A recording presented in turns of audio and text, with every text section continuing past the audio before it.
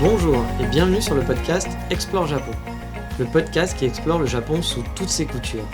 Des conseils voyages, de la culture ou bien de la vie de tous les jours en passant par l'apprentissage du japonais, partons ensemble 2 fois par semaine pour ce magnifique pays qu'est le Japon. Bonjour à tous, dans cet épisode on va parler un peu de musique et si vous le suivez le podcast, vous savez que je ne suis pas un grand spécialiste de musique japonaise. Les idols, la J-pop, le J-rock, c'est pas trop ma tasse de thé, encore moins les groupes de boys band. Encore une fois, je ne juge pas, chacun son truc, mais moi c'est vraiment pas le mien. Cependant, j'essaye de temps en temps de m'intéresser à la musique japonaise, même si je dois l'avouer, parfois je galère pour trouver des trucs qui me plaisent. Mais il y a quand même quelques groupes et autres chanteurs dans des styles plutôt variés que j'apprécie et je voulais vous les présenter aujourd'hui. Et on va commencer par mon coup de cœur du moment, enfin non pas celui de l'épisode, mais je vous en ai déjà parlé dans un épisode un peu plus ancien, justement un coup de cœur du moment, il s'agit du groupe Ye Ye, donc YE comme les Yéyés, que j'ai découvert un peu par hasard via leur album 10 ou 30, j'ai un doute, je sais plus si c'est 10 ou 30, voilà, mais c'est soit 10 soit 30. Finalement, j'ai dévoré leur album, les plus anciens aussi, parce que j'ai découvert avec cet album-là et j'ai voulu écouter le reste et j'ai vraiment adoré.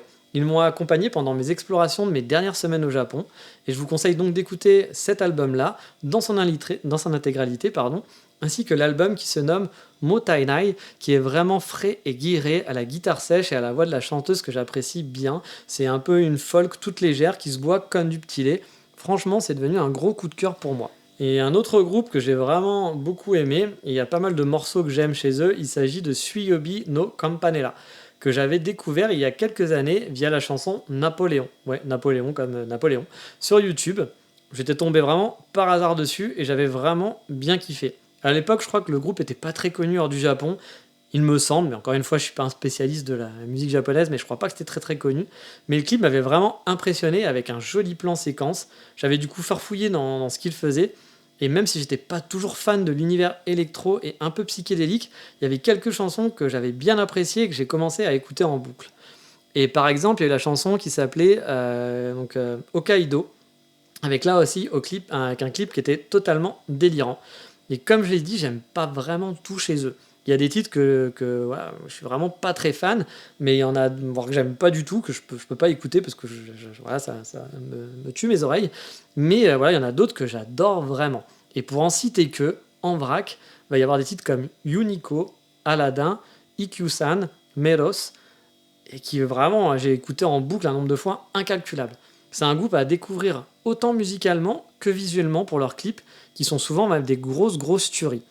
Vous inquiétez pas, tous les clips dont je parle, je vais essayer de les mettre, s'ils existent bien sûr, sur la page Explore Japon, donc vous aurez plein de petites vidéos YouTube pour les découvrir, si vous voulez, et pour retrouver les noms aussi, parce que parfois ça peut être un peu compliqué, des groupes. Vous aurez tout ça sur la page de l'émission. Ensuite, on va partir sur un groupe qui est beaucoup plus folk, et plus compliqué pour trouver des choses d'eux, on va dire. Il s'agit de Tennis Coat, donc comme en anglais, Tennis Coat.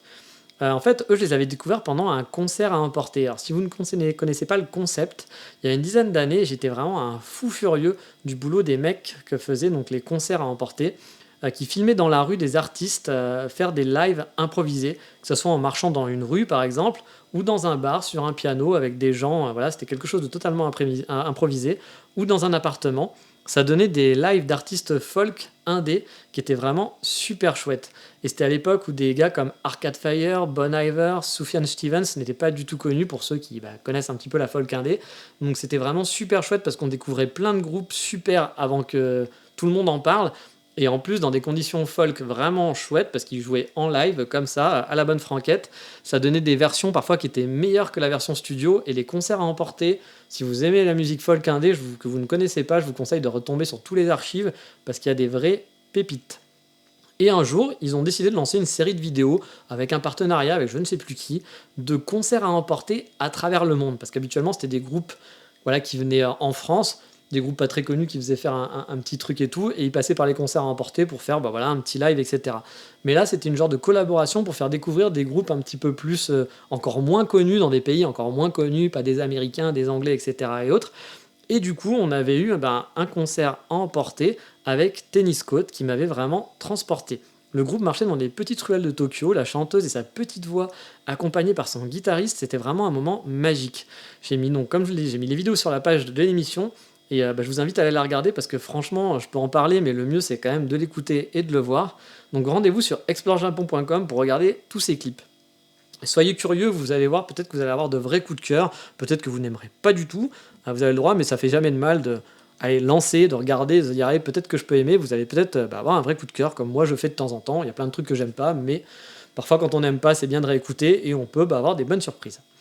Maintenant, on va faire le cap sur du rap électro. Alors bon, rap électro, c'est vite dit, hein, mais chose ordinaire qui est pas trop ma tasse de thé, il s'agit d'une fille qui s'appelle Daoko et de ses premiers albums, car après c'est parti un peu dans de la J-pop bien commerciale qui me font assez mal aux oreilles personnellement.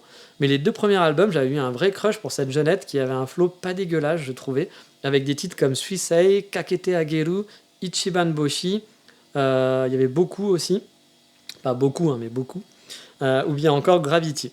J'avais bien aimé au final l'album IA et l'album justement Gravity. C'était mes deux gros coups de cœur de la demoiselle qui a fait un gros carton, il me semble, par la suite avec ses albums plus J-pop au Japon. Mais j'avoue ne pas avoir suivi vraiment sa carrière parce que je vous dis, c'était moins ma tasse de thé ce qu'elle faisait après. Pour le prochain artiste, on est dans la Big Star avec Gen Hoshino. Alors moi, je connais pas du tout son côté star, etc. et tout, mais je sais qu'il est connu via un drama à succès, qu'il était acteur et qu'il est chanteur. C'est un beau gosse et je pense que son compte en banque doit être assez bien rempli. Il a composé des chansons dans son salon, par exemple, pendant le confinement, et même le Premier ministre Abe s'est mis en scène via ses chansons pour demander au Japon de rester à la maison. Bref, vous le connaissez sûrement mieux que moi, j'en suis sûr et certain, mais moi je l'ai découvert en karaoké via une amie qui adorait ses chansons et qui les chantait en boucle à chaque fois qu'on allait en karaoké, c'est comme ça que je l'ai découvert. Bon, au départ, c'était pas trop mon truc, j'étais pas forcément hyper fan, mais je me suis laissé piéger et j'ai adoré. J'ai écouté en boucle son album Pop Virus, avec ses titres les plus connus comme Koi, ID ou Pop Virus, justement. Et je dois dire que son album est efficace et ses clips aussi claquent bien. Une valeur sûre si vous voulez rentrer dans la J-pop japonaise, je pense, même si je suis pas du tout un spécialiste, donc prenez ça avec des pincettes. Mais franchement, ça fait le boulot. Après, on va sortir un peu du projet solo pour rejoindre un groupe qui est là aussi assez connu, je crois, qui s'appelle Gesu no Kiwami Otome. Désolé si je l'ai mal prononcé, parce que je suis plus sûr à 200%. J'avoue que là aussi, à l'époque, j'écoutais quasi rien de japonais, mais j'aimais quand même bien ce groupe. Moi, j'aimais bien la batteuse, surtout, je dois l'avouer, que je trouvais fort mignonne, mais ça, c'est autre chose, on n'écoute pas de la musique pour le physique, hein. Mais je trouve ce groupe qui était assez original, avec des musiques bien punchy, des lignes de basse aussi qui étaient vraiment entraînantes. Il y avait vraiment une ribambée de titres chez eux que j'aimais beaucoup. Il y a aussi un autre groupe qui était lié au chanteur qui s'appelait Indigo La End, dont le chanteur faisait partie. Il me semble que c'était pas exactement le même groupe, mais le chanteur faisait partie des deux groupes et qui faisait un peu le même style de musique. Et j'aimais bien un petit peu ce côté un peu foufou musical qu'on ne trouve pas forcément dans la pop, qui prenait un peu des risques, qui prenait des sonorités qui sont moins faciles à écouter, si j'ai envie de dire, mais qui restaient quand même de la pop. Et j'avoue, j'avais eu un gros crush pour ce groupe. Et j'ai un vieux coup de cœur aussi pour une fille qui faisait des musiques d'animé. C'était à l'époque où je regardais pas mal d'animés et qui a une voix assez particulière, mais j'aimais bien son univers. Il s'agit de Etsuko Yakushimaru. Je pense que maintenant, en réécoutant, j'aimerais peut-être un peu moins, mais à l'époque, j'aimais vraiment beaucoup. Elle avait fait aussi une collaboration dans un groupe qui se nommait... le nom du groupe, je suis obligé de le lire parce que j'arrivais jamais à m'en rappeler. C'est Sutai Seiridon, je crois. Sutai Seiridon. Et j'avais vraiment adoré leur album à l'époque. Si vous tombez dessus, n'hésitez pas à l'écouter pour le coup. Après, ça fait vraiment très BO d'animé, très chanson d'animé. Donc j'aimais bien l'univers du groupe et de la chanteuse, mais je peux comprendre que ça ne plaise pas forcément et je pense que ça me plairait moins aussi, moi maintenant. Mais en plus, il faut l'avouer, niveau justesse, comme beaucoup de japonaises, c'était vraiment limite. Parfois, je me demande souvent si au Japon, on choisit pas les chanteuses pour leur côté kawaii que pour le fait qu'elles sachent chanter un minimum, car j'ai souvent entendu des chanteuses japonaises de pop et de J-pop chanter vraiment très très mal. C'est pas juste du tout. Alors elles ont elles ont une voix tout mignonne, toute fluette, ok, mais la justesse, elle est pas là du tout. Et si normalement quand on est chanteur, on doit savoir chanter un minimum. Et souvent, je suis désolé pour les gens qui sont fans de chanteuses japonaises et tout, moi j'ai souvent entendu des chanteuses japonaises qui faisaient plein de fausses notes à longueur. Je suis sûr que vous chantez mieux qu'elles, mais elles sont mimi, elles sont kawaii, elles ont une petite voix quand même kawaii, et du coup, elle est chanteuse. Bon, bah, c'est le système qui est comme ça. Moi, perso, je suis pas un grand fan de ce concept, mais il en faut pour tous et il y a des gens qui kiffent ça, et tant mieux. Et puis, bah, ça lui fait de l'argent, vous êtes contents. Donc, il faut de tout pour faire un monde. Donc, voilà pour la petite tournée de ces quelques artistes japonais que j'apprécie. Au passage, perso, je suis toujours à la recherche d'artistes folk indé, dans une ambiance, pour ceux qui connaissent, à la Sufjan Stevens, à la Beirut, à la Kings of Convenience, etc., mais en version japonaise. Si ces groupes vous parlent, et ben vous avez des équivalents japonais, ou si vous avez des groupes qui ressemblent un peu à des groupes comme Yeyeye dont j'ai parlé, bah franchement je suis totalement preneur. N'hésitez pas à me contacter sur mon Instagram, donc NGEE, ou sur la page Facebook de l'émission, parce que bah, j'aime découvrir de nouvelles choses, j'aime découvrir de nouvelles musiques, et encore plus si c'est en japonais, surtout que mon répertoire japonais est vraiment très limité.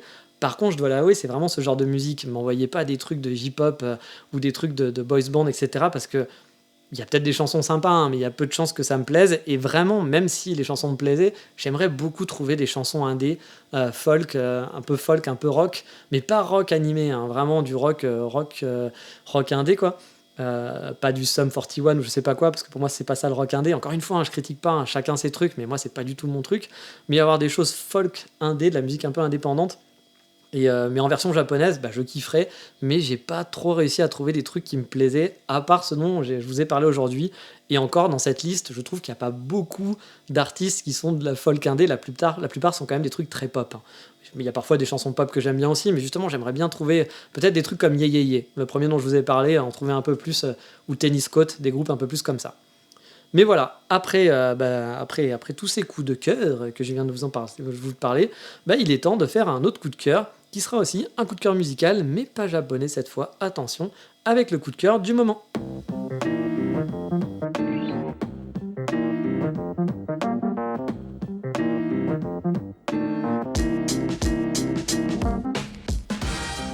Le coup de cœur du moment, donc on va rester dans le thème, dans la musique, mais comme je l'ai dit, pas japonaise. Pourtant, les coups de cœur podcast Japon sont souvent liés au Japon. Là, c'est pas vraiment japonais, mais ça s'est passé pendant mon aventure japonaise, donc c'est pour ça que j'en parle. Quand je suis parti en Corée, vous savez que j'ai pas trop apprécié la Corée, et que je suis pas trop un fan de la culture coréenne non plus, que je trouve très très fake. Ça reste qu'un avis personnel, hein, je comprends totalement que vous ne soyez pas d'accord avec moi, mais voilà, moi j'ai pas eu de coup de cœur pour cette culture coréenne.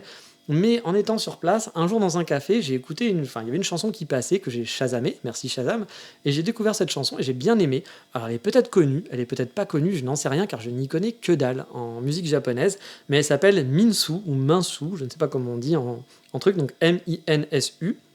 Normalement c'est écrit en coréen, mais quand vous la cherchez sur Apple Music, il faut taper en normal, quoi, comme chez nous, en alphabet normal, en Minsu, M-I-N-C-U, M-I-N-S-U, pardon. Et j'avais découvert son titre Islet, qui date apparemment de 2018. Et j'avais vraiment bien aimé cette petite chanson. Et il y en a une autre chanson que j'avais bien aimée d'elle qui s'appelle Minsu is Confused. Donc bon, apparemment elle est pas très bien cette jeune fille en ce moment. Mais qui date de 2019, donc un single un peu plus récent. Et j'avoue que j'ai bien aimé cette ambiance musicale. C'est pas un coup de cœur de ouf non plus, hein, je vais pas écouter ça en bouche à la fin de ma vie, mais j'avoue que le titre Islet que j'avais écouté à l'époque, il m'avait accompagné pendant ma petite voyage en Corée, pendant quelques petites balades, et j'avais bien aimé. Donc si vous voulez découvrir cet artiste, je ne sais pas, peut-être qu'elle est très très connue, et que vous allez me dire mais t'es con quoi, c'est genre la Madonna de la Corée, hein, j'en sais rien, peut-être pas. Mais peut-être qu'elle est pas très connue, et dans ce cas-là, si vous ne la connaissez pas, n'hésitez pas à écouter. Je vous ai mis un petit clip, pareil, où c'est une version live qui est très sympa de cette chanson sur la page Explore Japon. Donc du coup, sur la page, là, vous allez avoir beaucoup de vidéos et beaucoup de choses à écouter cette fois-ci, mais vous allez pouvoir découvrir, toujours pareil, sur explorejapon.com. Et voilà, on a fini pour cet épisode un peu plus court, mais vu qu'il y en avait des plus longs les dernières semaines, ça fait pas de mal d'en avoir un peu plus court. Et dans le prochain épisode, on fera un petit budget pour partir en vacances au Japon. Savoir ce qu'il faut prévoir, combien ça coûte environ, même si vous le savez, on a tous des trains de vie différents. Je vais essayer de vous donner quelques clés pour vous aider à faire le vôtre, mais ne vous attendez pas non plus à ce que je vous fasse votre budget à la lettre, c'est juste que ça va permettre de vous aider à réfléchir et vous dire ok, il va falloir qu'on paye ça, et ça peut coûter à peu près ça. Mais encore une fois, on a toujours nos budgets différents, mais ça peut vous aider pour préparer votre futur voyage, car j'espère que l'année prochaine, ou peut-être en fin d'année, vous pourrez partir en voyage au Japon, après que cette saloperie de coronavirus nous ait fait chier toute cette année. Sur ce, je vous dis à bientôt pour le prochain épisode. Ciao mata, bye bye.